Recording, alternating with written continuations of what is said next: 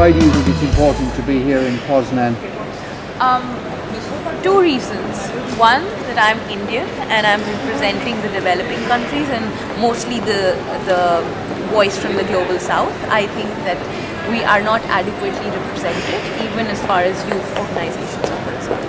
Secondly, because I feel the youth has a responsibility here to lobby for its constituency status officially under the Secretariat in the UNFCCC, and also make sure that negotiations are not held up here and it's not an excuse to hold up negotiations here. So now I'll talk a little bit about what the Australian Youth Climate Coalition does and how that contributes to a just solution. We have a very different challenge to those in India, our Indian Youth Climate Network counterparts. While their climate campaigning has distractions based on poverty and illiteracy that are more immediate concerns that their population needs to deal with, the Australian climate campaigning community and Australian youth have a distraction that is wealth and literacy and education, and people are so comfortable in their lives. Why would they distract themselves with this seemingly inconvenient issue that might have some impact on their lives when they're so comfortable? That's something that we have to really work hard to overcome in our communities. And we are building a movement of young people across the whole generation. We want to reach out. Do you think that children should have status as well? As well as young children people? Children have as much a voice as youth do, and sometimes, you know, children have really crazy ideas which could actually solve the problem, because they do not have those political barriers in their mind. They do not have any sort of inhibitions that youth or maybe definitely political leaders do. So maybe their ideas can actually help practical climate change. It's hot in here. It's too much carbon in the atmosphere. I say, ooh, it's hot in here. It's too much carbon in the atmosphere. Take action, and get some satisfaction. Take action, and get some satisfaction. I was talking recently to the former president of Ireland, who talked about this website that she's engaged on, and how many millions of hits she was getting on certain topics. And I said, have you broken that down, those hits according to country? And she said, no. And until you do that, you can't go to a politician and say, this is how many people in your country have an opinion on something like this. So I think it's, you know, arriving here is important, but in a way it's almost too late. I've encouraged you to go and see 192 delegations before next Friday.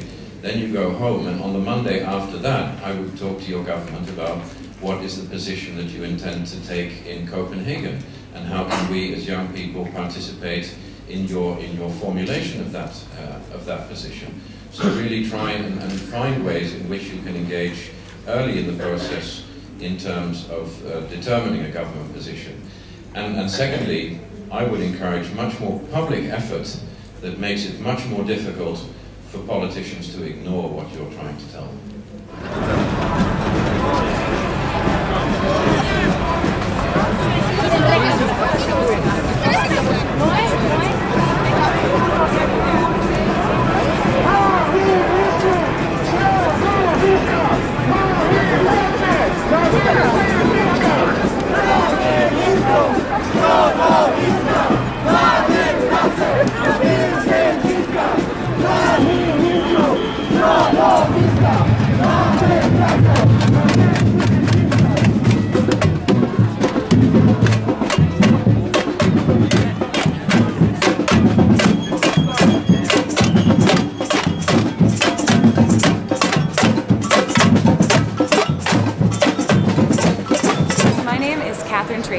And I'm here at the Poznan UN climate change negotiations as part of the Canadian youth delegation. And one of the things that I'm doing while I'm here at the negotiations is helping to host what is called the Fossil of the Day Awards.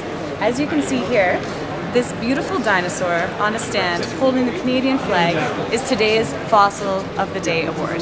So we give this award out in the form of a dinosaur because dinosaurs are old.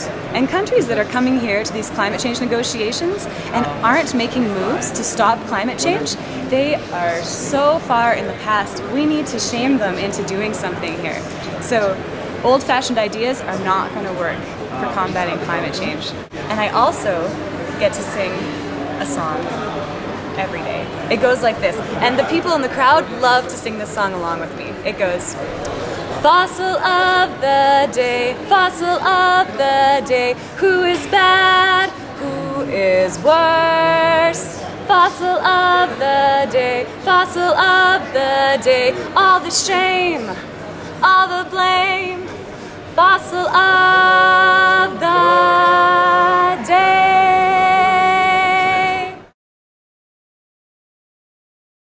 Why aren't their views being, felt to be important or valid or worth being fully represented in the climate change debate?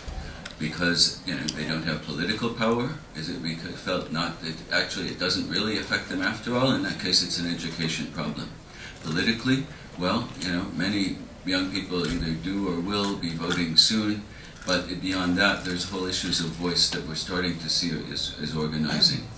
Is it about feeling that young people can't contribute scientifically, intellectually, or in ethical discussions? Obviously that's incorrect. So what it is about changing attitudes of the larger system is, besides the sort of political discussions, for example, that were highlighted yesterday, is really something worth puzzling over. Young people will have to also take part in solving and coping with those severe climate disasters.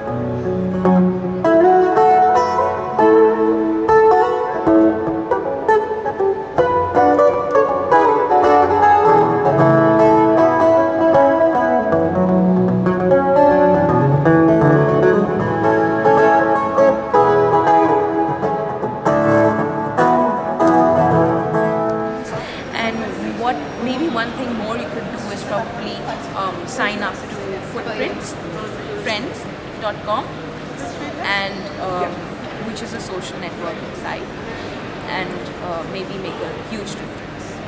Knock, knock, knock, who's the